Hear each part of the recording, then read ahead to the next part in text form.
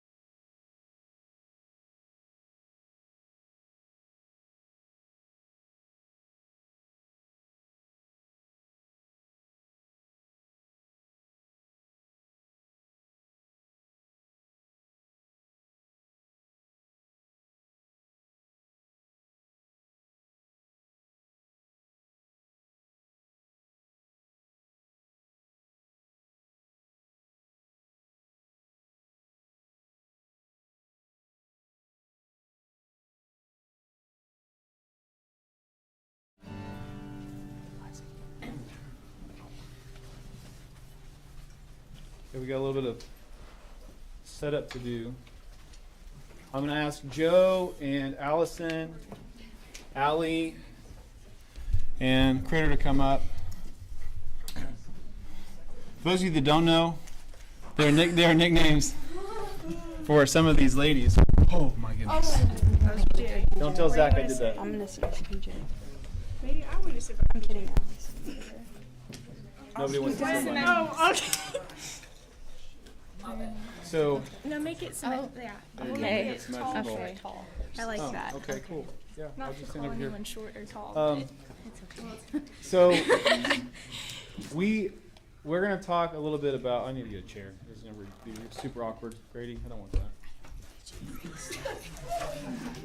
Did you bring stuff? I mean, I'm awkward enough as it is. I didn't know what was on the test.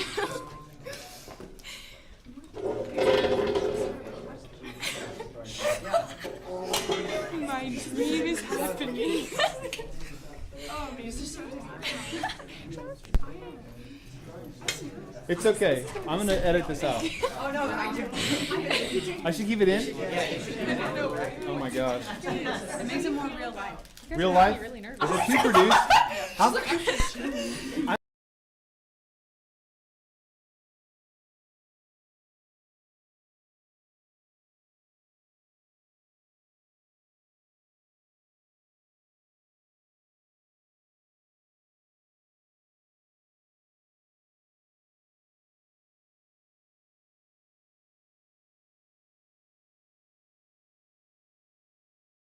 Community, and we're not a giant ministry, right? We haven't really sent our own team yet. I mean, there's some really cool options in our future, so we'll talk about those later tonight. But each one of these ladies got to hang out with them in Honduras. Okay. You'd be the only one. So there was a joke that that really just, I shouldn't even say it was a joke. It was a spirit-led. Oh my goodness. It was God. Holy Spirit moving throughout us. Just throughout the week, we had a joke, and the joke was, how do I even start it? It's your Go job. for it? Right? Okay. Let's go for Okay. it. Sorry, gotta get loosened Shoot up. your shot, Joe. Let's Okay, go. sorry, my bad.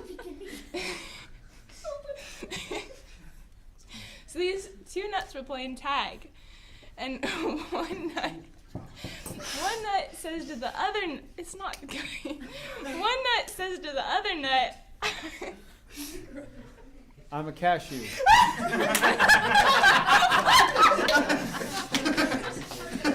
Two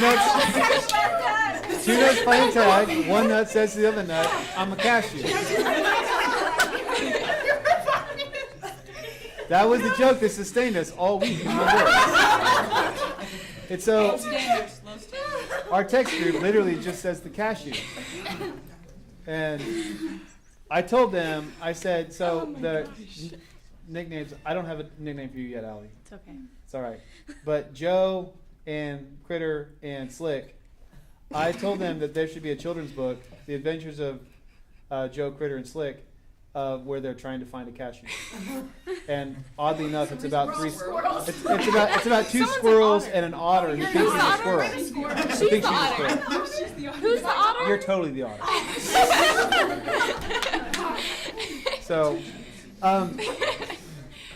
but We actually did missions work in Honduras. Yeah, we didn't Yeah, we just did. say jokes. So- Sleep deprived. tell you what, let's go this way. We'll start with you, Al. Good. And because Joe needs a chance to collect I himself. just had a really embarrassing first Um, impression with a lot of these people. But I know each of you have had different experiences and how you got to go to Honduras.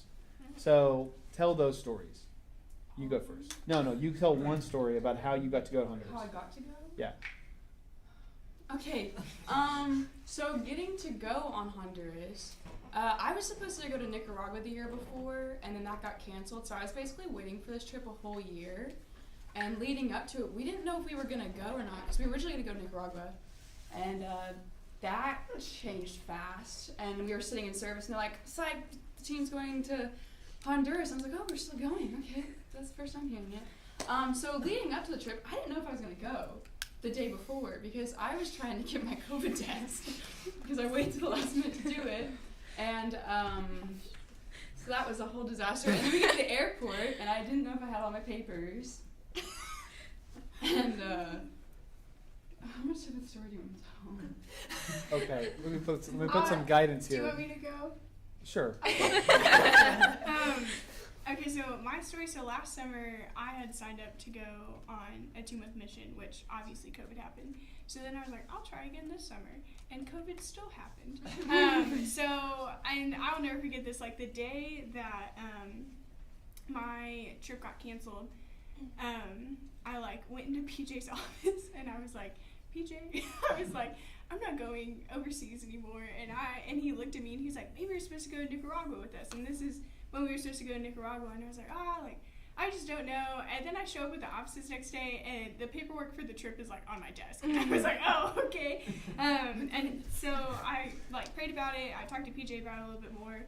And then I signed up probably like 3 months in, and y'all, I showed up to those meetings and had no clue what was going on. I just kind of was like, we're out here just really doing it. So I kind of was thrown into it with like 2 months of preparation, and it was just really cool to see like how God moved and just how even though like I was just so broken over not being able to go on my 2-month, just still seeing the Lord fulfill just this desire that he's given me to go overseas through going to Honduras. So it was really cool.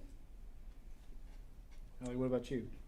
Yes, so for me, well, I've always wanted to go, well, this was my first overseas mission trip or like out of the state, first time ever leaving out of the country, honestly. So like that was a really great experience, but I've always wanted to go on a mission trip. out of the country, and like ever since I was in middle school. And I had several opportunities throughout high school, and there were just things that it ended up not happening for me. I ended up not being able to go for one reason or another. And I was always very discouraged about that. I was like, am I just not supposed to go overseas? Like, I'm just supposed to stay here. So like each time I had an opportunity, I would pray more about it. Whenever I had this opportunity to go this time, I was praying about it, and I really felt like I had grown tremendously in like my walk with God, and I was in a better place to really be able to like glorify God in all the work that the team was going to do. My biggest like setback from going on the trip was financial needs. I'm a broke college kid and like no money at all.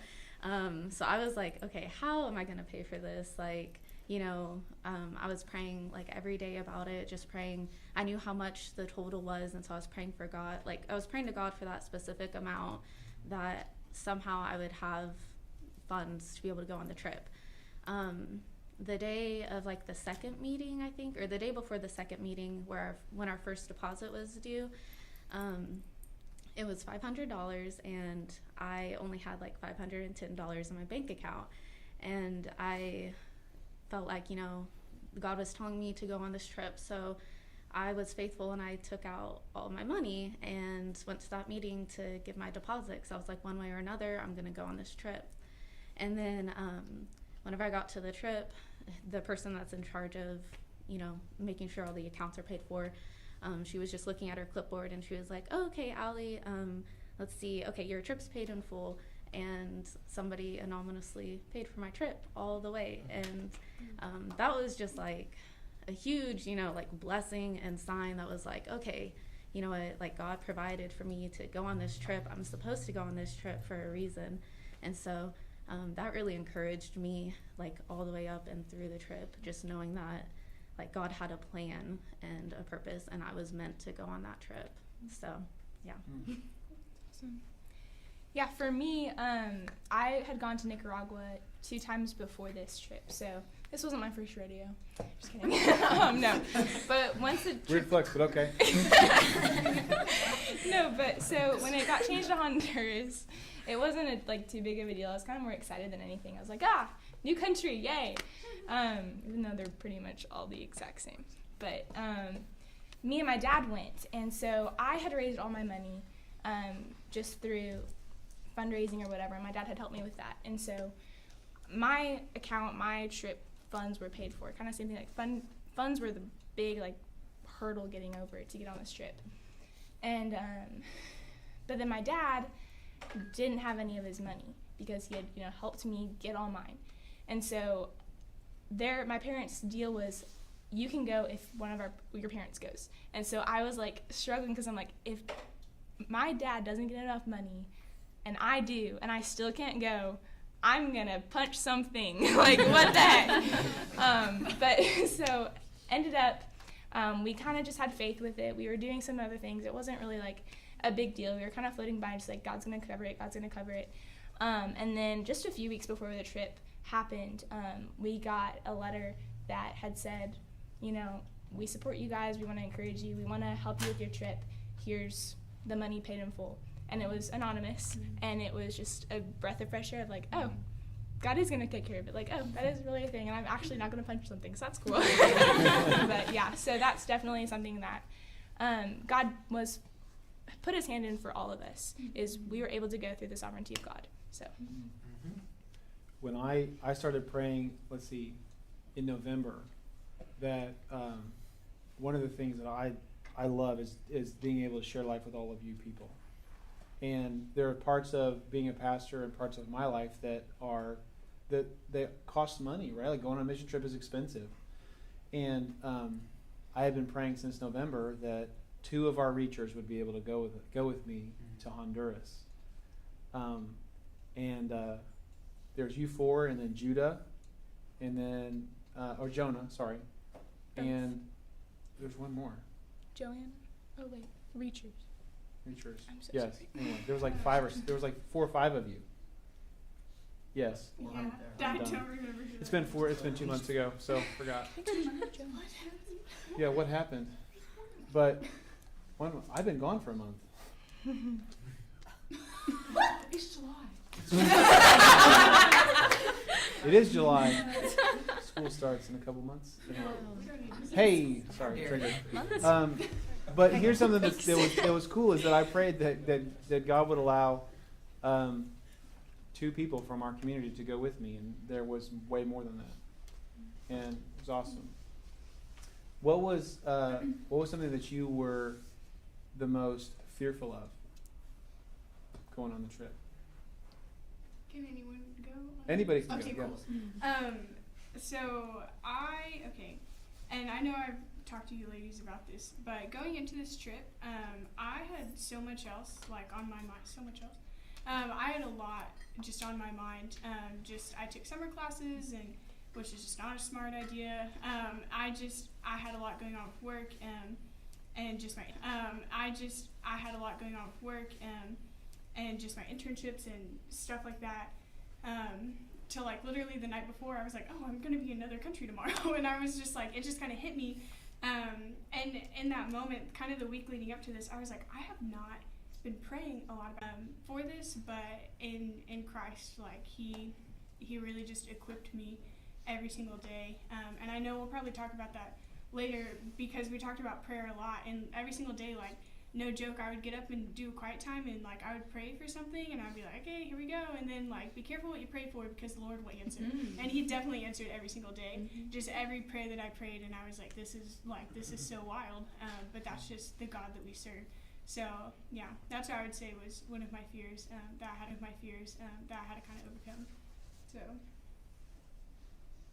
Okay. My fear going on the trip was straight up just sharing the gospel. I don't know how many of you have actually done that, but